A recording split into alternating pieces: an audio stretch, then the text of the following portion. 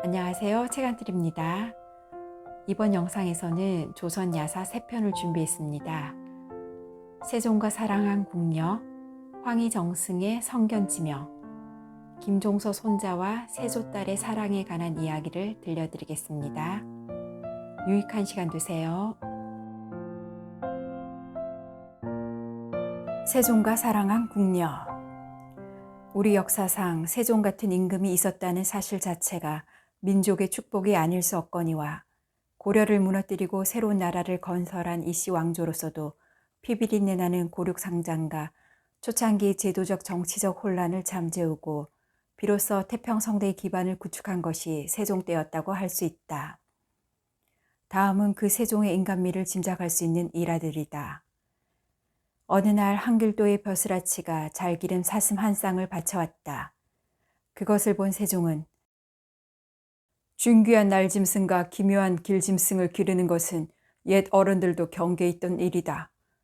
과인은 백성을 보살피고 책을 읽는 것만 해도 바쁘고 벅찬데 어느 겨를에 애완물을 즐길 수 있겠는가? 다시는 이런 물건을 보내지 말라. 하면서 물리쳐버렸다. 세종은 보위에 오른 지 얼마 되지 않을 때 심한 탈수증에 걸렸다. 아무리 물을 마셔도 갈증이 해소되지 않으므로 어의를 불러 진맥을 받았다. 진맥을 끝낸 후 물러나간 어의는 왕의 음식을 맡아서 장만하는 사성관한테 말했다. 전하의 환우는 탕약을 드시는 이보다 약되는 음식을 잡수시는 것이 가장 좋은 치료 방법입니다. 흰 수탉과 노란 암탉과 양고기를 한데 구워서 오랫동안 드시게 하면 나을 것입니다. 그 말을 들은 사성관은 그날로 닭고기와 양고기를 고아 왕의 수라상에 올렸다. 세종이 상을 받고 보니 전에 없던 음식이 놓여 있으므로 사성관을 불러 물었다. 사성관이 의관을 말을 옮기자 세종은 부드러운 말로 책망했다. 이제부터는 이런 값진 음식은 올리지 말도록 하여라. 과인이 평소에 의복과 음식을 검소히 하는 것은 물건을 아끼자는 마음에서인데 이 무슨 사치스러운 음식이냐. 하물며 양은 우리나라에서 생산하는 짐승도 아니요 멀리 외국에서 가져오는 동물이 아닌가. 내가 이런 음식으로 병을 고치자면 수백 마리의 닭과 양을 잡아먹어야 할 것이니 그것이 백성들에게 얼마나 부담을 주는 일이겠느냐. 사성관은 어전에 엎드려 아뢰었다. 전하, 아래옵게 항공합니다만 우리 조선이 아무리 작은 나라라고 할지라도 존엄하신 전하 한 분의 환을 다스리기 위해 그 정도의 짐승을 잡는 것을 어찌 마다하겠으며 그것이 백성들에게 무슨 큰 패가 되겠습니까? 뿐만 아니라 양은 외국에서 들여오는 것이 아니라 요즘은 우리나라에서도 많이 기르고 있어서 조달에 어려움이 없습니다. 그러니 분부 거두시고 부디 이 약식을 오래 잡수셔서 옥체를 보존하십시오. 무슨 소리냐? 아무리 미물일지언정 짐승을 함부로 죽여서도 안 되거니와 백성들에게 조금이라도 민폐를 끼치는 건 역시 과인으로서는 못할 노릇이다. 그러니 더 이상 아무 소리 말라. 사성관을 꾸짖은 세종은 끝내 그 음식을 들지 않았다. 역시 왕위에 오른 지 얼마 되지 않았을 때였다. 세종은 경복궁 후원에 있는 경회루 동쪽에 초가집 한 채를 지으라고 지시했다. 이윽고 초라한 초가집이 완성되자 때때로 그곳에 거동하여 몸소 들어가 지내곤 하는 것이었다. 그 모양을 본 중신들과 궁인들은 회개스럽고 민망해서 그냥 넘어갈 수가 없었다. 그래서 그런 행동을 중지하도록 간청하자 세종이 말했다. 과인은 한나라의 왕자로 궁중에서 태어나고 자란 사람이다. 그러므로 가난한 백성들이 초라한 오두막 초가살이를 하는 것이 얼마나 괴롭고 불편한지를 알 수가 없다. 나라를 다스리는 몸으로서 백성들의 고초와 불편을 몰라서야 어찌 참된 군왕이라고 할 수 있으며 그들을 복되게 다스릴 수 있겠는가. 과인은 백성들의 가난한 생활을 조금이라도 체험함으로써 이해하고자 이 초막을 짓고 그들과 똑같은 생활을 해보려는 것이다. 백성을 생각하는 정성이 그처럼 지극했으니 본인의 말 그대로 구중궁궐에서 태어나 어려움이라고는 아무것도 모르고 자라난 사람으로서는 참으로 타고났다고 할 수밖에 없는 어진 마음이다. 세종은 그처럼 인후하고 사려 깊은 왕이었으며 국가 운영에 전심 전력을 기울인 탁월한 명군이었지만 그 역시 한 사람이 남자인 까닭에 여색에 대한 흥미 많은 여느 임금에 뒤지지 않았다. 절대 왕권의 세상인데다 아리따운 여인들이 항상 주위에 얼찡거리고 있었으니 당연히 그럴 수밖에 없었다. 궁녀들 가운데 특히 미색이 뛰어나고 재기가 발랄한 여자가 있어 한때 세종의 총애를 받았다. 그 궁녀는 가진 교태로 왕의 마음을 사로잡았다고 생각되자 어느 날 밤 베갯머리에서 가만히 속삭였다. 상감마마, 샌니한테 간절한 소원이 한 가지 있습니다. 무엇이냐? 들어주시렵니까? 어디 말해보아라. 사랑스러운 여인한테 소원이 있다는데 귀를 기울이지 않을 세상 남자는 없는 것이다. 쇳니한테는 한 분 오라버니가 계십니다. 그러하냐. 오라버니가 지금 호주의 미간 말직으로 봉직하고 있는데 벼슬은 낮고 가난해서 살기가 힘들다고 합니다. 그래? 오라버니 벼슬을 좌랑으로 올려주실 수 없겠습니까? 은총을 베풀어 주시면 쇳내는 전하를 더욱 지극정성으로 모시겠습니다. 좌랑이면 지금의 차관보 정도의 고위직이다. 그 말을 들은 세종은 그 자리에서는 가타부타하지 않고 적당한 말로 떼어넘겼다. 이튿날 아침 세종은 신이 많은 내간을 조용히 불렀다. 그러고는 그 궁녀를 대궐 밖으로 아예 내보내라는 엄한 분부를 내렸다. 어린 것이 그처럼 국사에 관계되는 중대한 일을 간청하는 것은 과인이 분별 없이 그 아이를 너무 가까이 한 탓일 터이다. 벌써부터 그런 소리를 하고 있으니 장차 어떤 것을 요구할지 알 수 없구나. 그 폐단을 미리부터 차단하려는 생각이니 다시는 내 앞에 보이지 않게 하라. 분별력과 균형 감각도 이 정도면 감탄하지 않을 수 없다. 세상의 영웅 호걸과 관우 장상들이 미색에 혹하여 실수하는 경우를 역사적 사실에서 가끔 발견하게 된다. 오히려 그래서 그의 인간적 면모를 확인하기도 한다. 그러나 그 인간적 실수는 자칫하면 확대될 수 있고 그러면 그것이 큰 부작용을 불러일으킬 수 있다는 위험성을 경계해야 하는 것이다. 그런 측면에서 본다면 세종은 대단한 현인이라 하지 않을 수 없다. 황희정승의 성견지명. 조선조 500년 동안 당대를 풍미했던 유명한 재상이 허다하지만 황희는 그 으뜸에 올려 마땅한 명상이다. 전라도 장수태생으로 태조에서 문종까지 5 임금을 섬겼으며 1인지하 만인지상인 영의정을 오랫동안 지낼 정도로 간운도 좋고 국가에 많은 공운을 남겼으나 너무 청렴결백하여 집안 살림은 항상 가난을 면치 못했다. 황희는 성품이 더없이 너그럽고 인자하며 신분이 낮은 사람이라고 절대 함부로 대하는 법이 없었다. 특히 어린아이를 좋아해서 하인의 자식들도 친자식이나 친손자를 대하듯 할 뿐 아니라 같이 웃고 장난치고 떠들기를 즐겼다.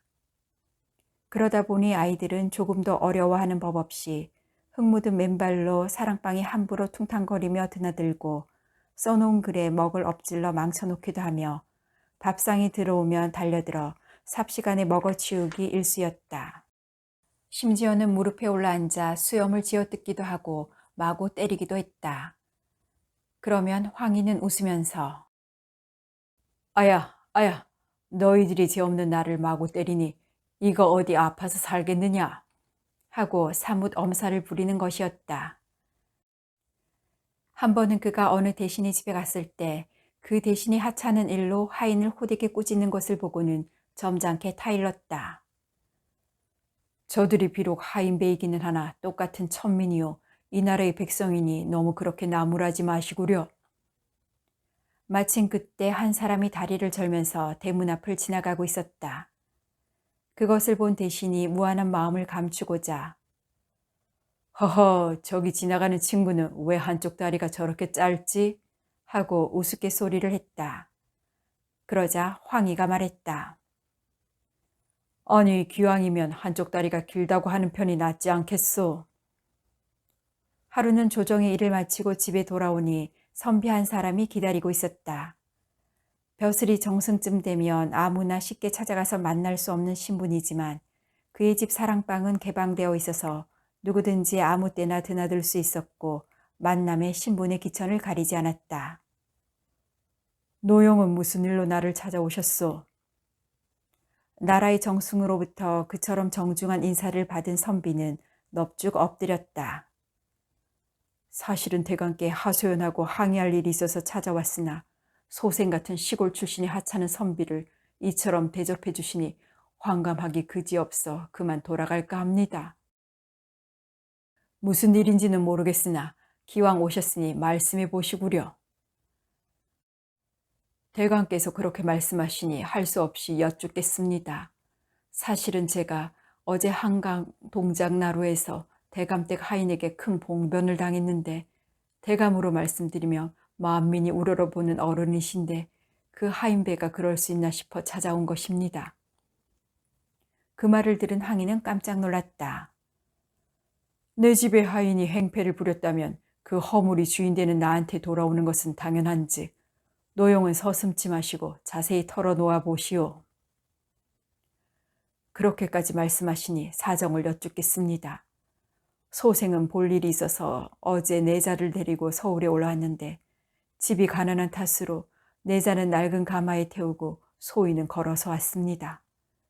동작나루에 당도하여 나룻배를 타려고 하는데 검은 옷에 번거지를 쓴 사람이 술에 취해서 차례를 어기고 나룻배에 먼저 타려고 하므로 소생이 말하기를 다 같이 타고 건널 터인지 가마부터 태우는 것이 마땅하지 않느냐고 했지요. 그랬더니 그 사람이 버럭 화를 내며 내가 누군지 알고 감히 이리라 저리라 하는 거냐. 나는 황희정승댁 하인이다. 하고 소리치지 않겠습니까? 황정승댁 하인이라는 말에 소인을 비롯한 일행은 겁이 나서 아무 말도 못했는데 그 사람은 끝내 성미가 풀리지 않는지 강을 다 건너와서는 소인의 가마꾼에게 오줌을 갈리기며 별의별 욕을 다 퍼붓더군요. 그런 무참한 꼴을 당했기에 대감을 찾아뵙고 하소연을 하고자 한 것입니다. 노영께서 내 집 하인에게 그런 봉변을 당하셨다니 뭐라고 사과를 하면 좋을지 모르겠소. 주인으로서 집안 하인배를 제대로 단속하지 못한 불찰이 크니 미안 막심하구려.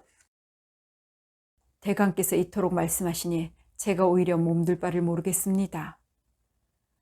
그런데 황희는 그 정도의 사과 말만 했을 뿐 다시는 그 문제에 대해서 거론하지 않고 세상살이가 어떠니 시골 농사 형편이 어떠니 하는 쪽으로만 화제를 끌고 갔다.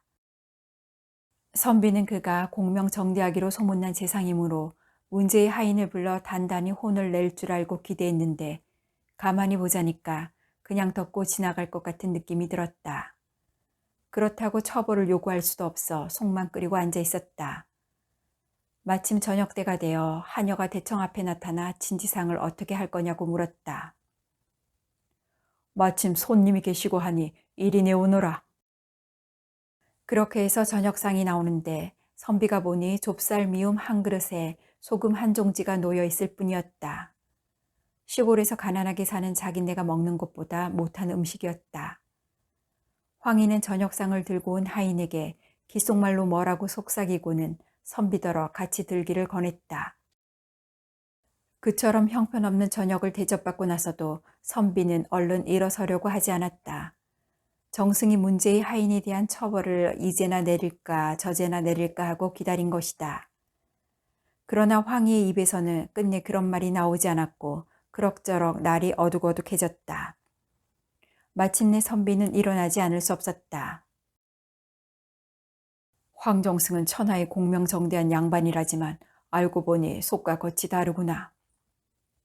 이런 불쾌한 심정으로 황희의 배웅을 받고 사랑을 나선 선비는 막 중문을 나서다 말고 이상한 광경을 목격했다. 하인 하나가 곤장을 들고 서 있고 그의 발부리 쪽에는 둘둘만 거적이 놓여 있었다. 선비를 본 하인이 허리를 굽히며 말했다. 어제 나리를 욕보인 놈의 버릇을 고쳐주려고 대감마님의 분부대로 곤장 30대를 때려 이렇게 눕혀놓았습니다. 아니 뭐라고? 대감마님께서는 나리의 기분을 언짢게 하지 않으려고 소인네들어 조용히 처리하라고 하셨습니다. 그 말을 들은 선비는 새삼 황희의 인격에 감복하는 한편 자기의 경솔을 탄식해 마지 않았다. 황희가 늙고 병들어 병석에 누웠을 때였다. 병이 하루하루 깊어가서 회복의 기미가 보이지 않을 때 옆에 앉아 눈물 짓는 부인을 보고 황희가 말했다. 내가 황송하게도 여럿 임금을 모셨을 뿐 아니라 이만큼 살았으니 무슨 여한이 있겠소. 부인은 너무 상심하지 마시오. 태간께서는 그렇게 말씀하실 수 있겠지만 남게 되는 가족들의 일은 어떻게 합니까? 특히나 우리 막내의 혼사가 걱정입니다. 허허, 어떻게 되지 않겠소? 어떻게 되다니요.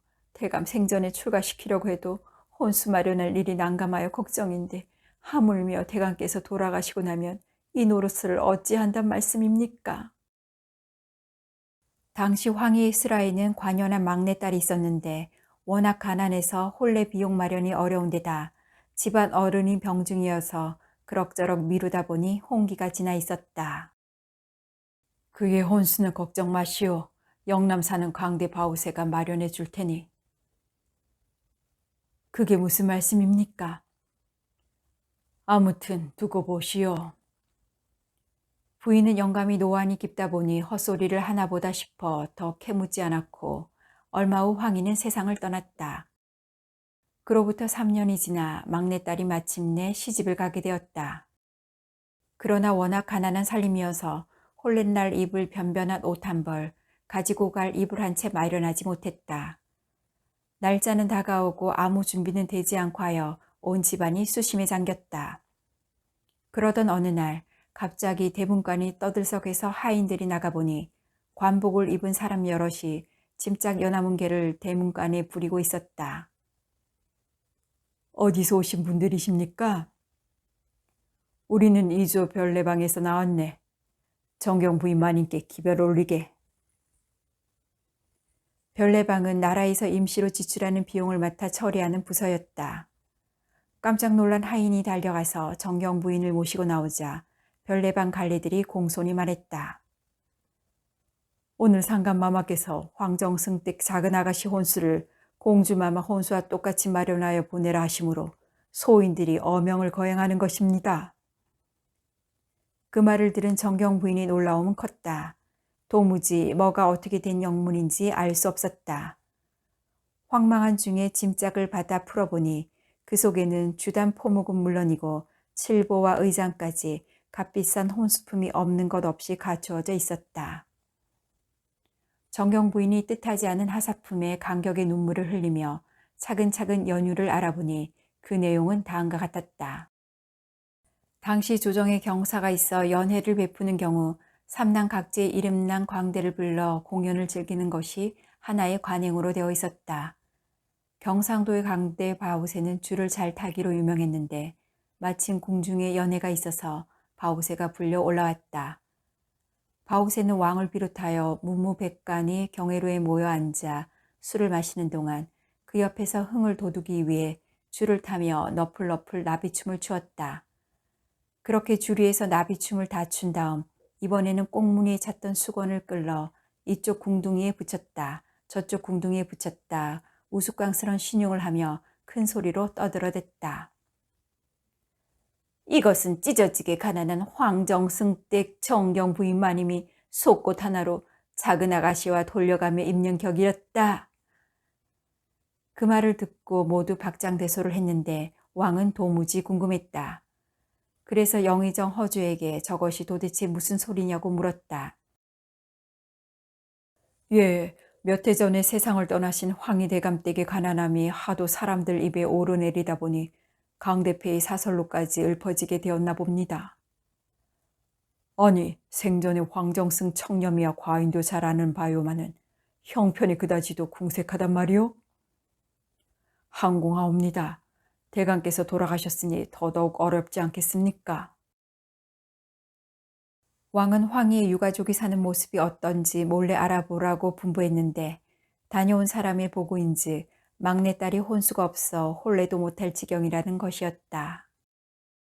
그 말을 들은 왕은 탄식해 마지 않았다. 생전에 국가에 끼친 공로가 얼마나 큰데 가족들이 사는 형편이 그 지경이란 말인가. 그래서 왕은 특별히 그 딸의 혼수 전부를 공주의 혼수와 똑같이 마련해서 지급하라고 했던 것이다.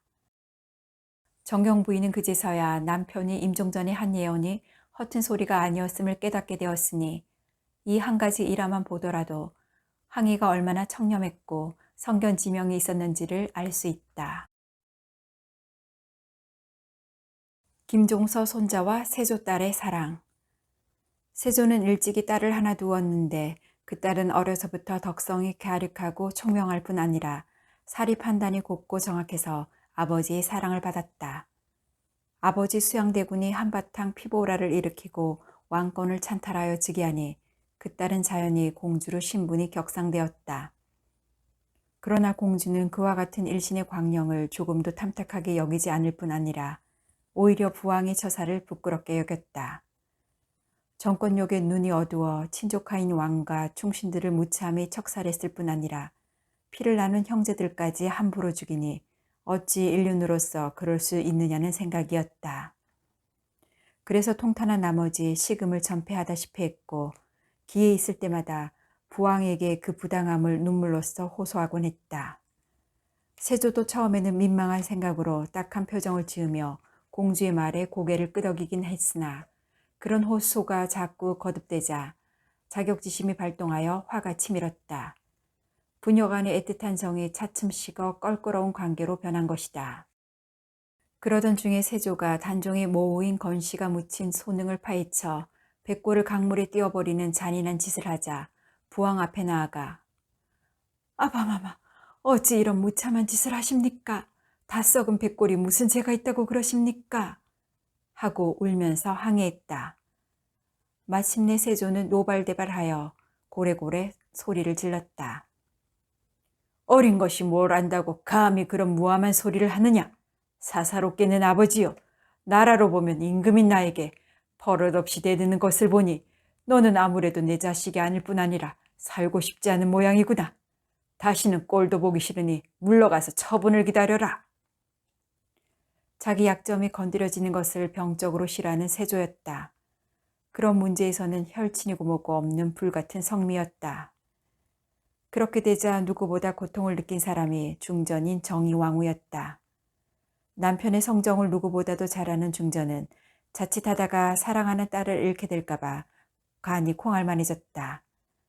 친형제와 친조카를 가차없이 죽이는 사람이 자기 딸이라고 죽이지 않는다는 보장이 어디 있는가. 중전은 황급히 공주의 유모를 불러 은밀히 지시했다. 전하의 진노가 저런 정도니 까딱하다가는 내 눈앞에서 딸 자식이 죽는 꼴을 보게 생겼네. 그러니 자네가 공주를 몰래 모시고 나가서 목숨을 부지하도록 보살펴 주겠나. 그렇게 말한 중전은 얼마간의 보화를 싸서 유모한테 주었다. 모녀가 눈물로 이별을 서러워한 뒤 공주는 유모를 따라서 몰래 궁궐을 빠져나와 정처 없는 도망길에 나섰다. 공주를 피신시킨 중전은 세조한테 공주가 부왕의 꾸중을 듣고 상심하여 몹시 알아누웠다고 거짓말을 하고는 뒤미처 공주가 끝내 죽었다고 소문을 내었다. 한편 구중궁궐에서 금지옥엽으로 모든 사람한테 떠받들려 자라나 몇십 걸음도 걸어본 적이 없다가 졸지에 부모의 따뜻한 품 안에서 내팽개쳐져 황망히 도망을 치는 신세가 된 공주는 고생이 이만저만이 아니었다. 온종일 종아리에 멍울이 생기도록 걸어도 단 10리를 갈 수가 없었으나 언제 왕명을 받은 금부 벼슬아치가 뒤쫓아올지 모르기 때문에 마음 놓고 쉴 수도 없어 아픈 다리를 끌고 낮과 밤 구별 없이 걸음을 재촉하지 않을 수 없었다. 두 주종은 그렇게 고생하면서 어느덧 충청도 보은 속리산 근처에까지 다다랐다. 약한 다리로 400리를 걸은 데다 서울에서 어느 정도 멀리 도망쳐 나오고 보니 마침내 기진맥진하여 한 발짝도 더 내디딜 수 없는 지경이 되고 말았다. 배는 고프고 날은 어둑어둑해지는데 마을은커녕 외딴 오두막집 하나 눈에 띄지 않는 산길에서 주저앉고 보니 신세도 처량하려니와 두렵기도 하여 공주와 유모는 얼싸안고 눈물을 흘렸다. 마침 그때 산길 아래쪽으로부터 웬 떡거머리 총각 하나가 지게를 지고 올라오다가 두 사람을 보더니 눈이 휘둥그레졌다. 두 사람 역시 지옥에서 부처님 만난 것만큼이나 총각이 반가웠다. 여보, 총각, 우리 모녀가 너무 먼 길에 지친 데다 배도 고파서 옴짝달싹도 못할 지경이니 좀 도와줄 수 없겠나? 그 보답은 톡톡히 하겠네. 유모가 간곡히 애원하자 총각이 말했다. 마나님이나 저 어여쁜 아가씨를 보아하니 시골 사람은 아닌 것 같은데 무슨 일로 이런 궁벽한 곳까지 오셔서 고생하십니까? 우리는 서울 사람인데 집안 난리를 만나 도망치는 길이라네. 집안 난리라고요? 뼈아픈 사연을 일랑 묻지 말게나. 여북하면 우리 모녀가 이런 꼴로 여기까지 흘러왔겠는가? 유모가 울먹이며 말하자 총각은 웬일인지 눈물을 철철 흘리면서 한동안 말이 없더니 깊은 한숨을 내쉬고 마님의 사정도 참 딱하십니다. 사실은 저 역시 서울 사대부집 자식으로 태어났으나 집안의 화를 피해 이렇게 도망와서 벌써 이태나 숨어 살고 있습니다. 그 말을 듣고 유모가 다시 한번 자세히 보니 얼굴은 때묻고 헬쓱하며 의복이 너덜너덜했으나 준수한 용무라든지 말하는 품이 보통 시글뜨기 같지는 않았다. 그렇다면 동병상련으로라도 우리 모녀를 도와주시게나. 알겠습니다. 저는 저 위에 토굴 속에 살고 있는데 오늘 나무찜을 장에 갖다 팔고 곡식을 조금 사서 돌아가던 길이랍니다. 두 분만 괜찮으시다면 거기서 하룻밤 쉬었다 떠나시지요. 고마운 말씀이네. 그런데 이 어미는 그렇다 치고 딸아이는 워낙 연약해서 한 걸음도 떼어놓을 수 없는 지경이니 이 노릇을 어쩌나. 따님만 괜찮으시다면 제 지게에 올라앉아 가셔도 됩니다만. 체면이고 뭐고 따질 경황이 아니므로 공주는 못 이긴 척 총각의 부축을 받아 지게의 곡식자루 위에 올라앉았다. 그렇게 해서 공주와 유모는 총각이 토굴에 도착하여 요기를 하고 잠자리를 얻어 눕게 되었는데 너무나 고생한 끝에 모처럼 긴장이 풀리고 보니 공주는 그만 신열이 들어 온몸이 불덩이처럼 뜨거웠다. 그렇게 되니 날이 밝아도 일어나서 길을 떠날 수 없게 되었다. 어딘가 목적지가 있어 급히 가던 길도 아니었으므로 공주와 유모는 할 수 없이 총각의 토굴에 더 머물지 않을 수 없었다. 남녀 유별이라 총각은 토굴 안쪽을 두 사람한테 제공하고 자기는 바깥쪽에서 거적대기를 덮고 잤으나 조금도 싫은 기색을 보이지 않을 뿐 아니라 오히려 두 사람에 대한 보살핌이 지극했다. 그렇게 며칠을 지냈어도 공주의 건강은 회복되지 않아 언제 다시 길을 떠날 수 있을지 기약할 수 없게 되었으므로 유모는 할 수 없이 총각을 불러 말했다. 딸아이는 저렇게 거동을 못할 지경이고 그렇다고 총각의 형편도 넉넉하지 못한데 언제까지 식량을 축낼 수도 없으니 이를 어쩌겠나. 마침 나한테 돈이 될 만한 물건이 약간 있으니 그걸 가지고 가서 적당한 값에 팔아 약도 좀 짓고 양식도 충분히 장만해 오시게. 그러면서 폐물 한두 가지를 내놓았다. 그것을 본 총각의 눈이 휘둥그레졌다. 마님, 제가 보아하니 이 물품은 왕실에서나 사용함직한 것입니다. 보통 사람은 구경하기도 힘든 물건인데 어떻게 이런 기중품을 가지고 계십니까?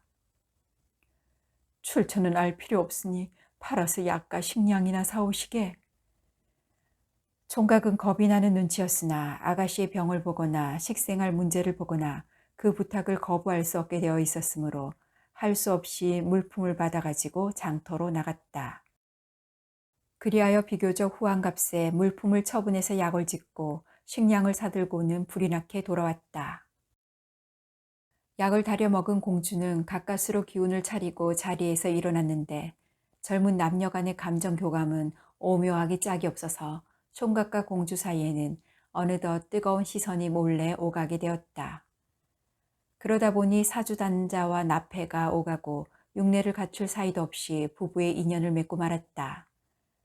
그제야 공주는 총각을 보고 조용히 말했다. 이제 우리가 하늘 아래 갈라설 수 없는 관계가 되고 말았으니 피차 무엇을 숨길 필요가 있겠습니까? 먼저 서방님부터 가슴에 맺힌 이야기를 털어놓으십시오. 공주로부터 그런 요구를 들은 총각은 눈물을 흘리며 자기 내력을 고백하는데 그 이야기를 듣는 동안 공주와 유모는 경악을 금치 못했다. 총각은 선왕 단종이 즉위하던 해 겨울날 밤 세조 일파의 철퇴에 맞아 죽은 김종서의 손자였다. 할아버지뿐 아니라 아버지 김순교까지 무참하게 살해되고 온 집안이 풍비박산될 때 어린 혼자의 힘으로는 원수를 갚기는커녕 자기 목숨마저 부지할 수 없음을 깨닫고 차라리 종적을 감추어 집안 혈통이나 보전하여 제사나 모시다가 기회가 오면 할아버지와 아버지의 불명예를 벗겨드려야겠다고 생각하여 혼자 도망쳐 그곳까지 흘러왔던 것이다. 그러나 세상 돌아가는 소문을 들으니 기어코 단종이 폐위되고 사육신이 참살당했을 뿐 아니라 급기야 폐주 단종마저 비명의 화를 입고 말았다 하지 않는가. 절망한 그는 자기 신세를 한탄하며 토구를 거쳐 삼아 산에서 나무를 해다 팔고 가까운 마을에 내려가서 날품도 팔아 근근히 생활해 오던 중에 두 사람을 만난 것이다. 호랑이한테 물려본 사람이 호랑이 무서운 줄을 진정으로 안다는 것처럼 김 총각은 자기가 그런 참담한 화를 입었기에 모녀간이라는 두 사람도 필시 비슷한 정치적 피해자일 것이다 생각하여 속으로 동정에 마지 않았으나 자기와 백년 가약을 맺은 여자가 금지 오겹이자 원수의 딸인 줄 꿈엔들 상상이냐 했으랴. 자기 고백을 듣는 아내와 장모가 목을 놓아오는 것을 보고 김 총각은 이상한 생각이 들었다. 나는 가슴에 맺힌 한이 너무나 커서 생각만 해도 피눈물이 흐르오마는 두 분은 어찌하여 그렇게까지 슬피 우시오? 그제서야 공주가 자기 신분과 도주의 사연을 털어놓으니 김 총각으로서는 마른 하늘에 날벼락이 아닐 수 없었다. 너무나 기구한 운명이요 인연임을 알게 된 두 사람은 부둥켜 안고 통곡해 마지 않았다. 한참을 울고 나서 공주가 말했다. 우리가 이렇게 맺어짐은 어른들 사이의 원념을 아름다운 사랑으로 해소하라는 하늘의 뜻인 줄로 압니다. 저는 이제 한낱 촌안악으로서 죽는 날까지 낭구님을 지성으로 모실까 하오니 낭구님은 부디 저를 배척하지 말아 주십시오. 그 말을 들은 김 총각도 한숨을 쉬고 말했다. 옳은 말씀이요.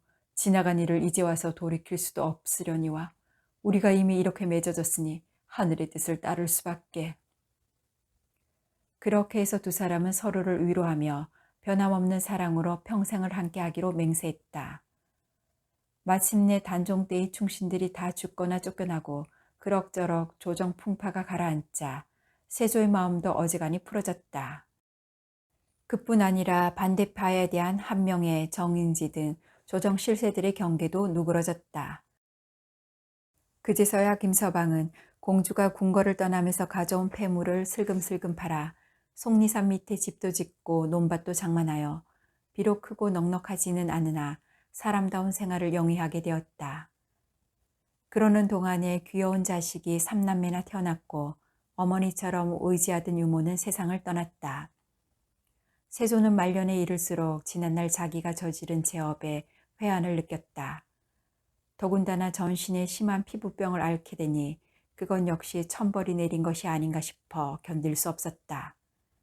그래서 부처님께 빌어 지난 죄를 면하려고 속리산 법주사를 찾아가게 되었는데 공교롭게도 그 행차가 김서방네 집 근처를 지나가게 되었다. 그때 세조는 길가에 놀고 있는 아이들이 자기를 무척 닮은 것을 보고 깜짝 놀랐다. 그래서 행차를 멈추게 하고는 뒤따르는 신하를 시켜 그 아이들을 가까이 데려오라고 했다.